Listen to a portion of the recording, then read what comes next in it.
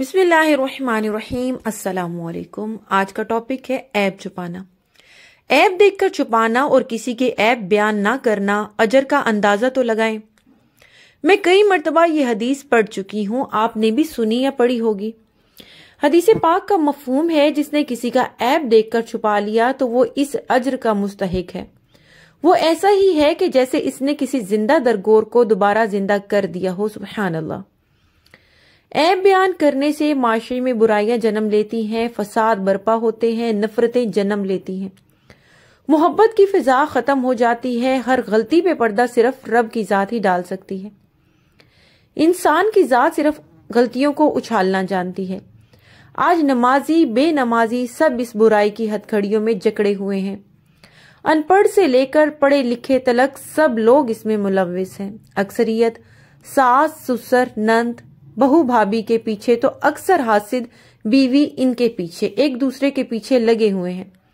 شوہر بیوی میں اتفاق دیکھنے کو بہت کم ہے۔ شوہر بیوی شوہر کی برائی عیب بیان کرتی ہے۔ کسی کی شخصیت کو مجروح کرنا، معاشرے میں اس کا راز فاش کرنا احترام آدمیت کے منافی ہے اور کرامت انسانی کے خلاف ہے۔ اس لیے اللہ اس امت سے خطاب فرماتا ہے، لا یحب الجہر بالسوء، سورہ نساء کی آیت نمبر 148۔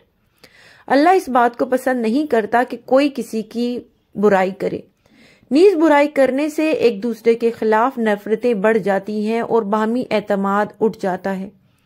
اخوت و بھائی چارہ باقی نہیں رہتا۔ ایک دوسرے کے خلاف عداوت اور کینے سے دلوں میں اضطراب آ جاتا ہے، سکون سلب ہو جاتا ہے اور ایک مضطرب الحال معاشرہ اپنے دامن میں فساد پالتا ہے۔ اسلام احترام آدمیت کا تحفظ فراہم کرتا ہے۔ لا یحب الجہر، نہ تھی حال کی جب ہمیں اپنے خبر رہے دیکھتے اوروں کے عیب و ہنر، پڑی اپنی برائیوں پر جو نظر تو نگاہ میں کوئی برا نہ رہا۔ بہادر شاہ ظفر کا یہ شعر ہے۔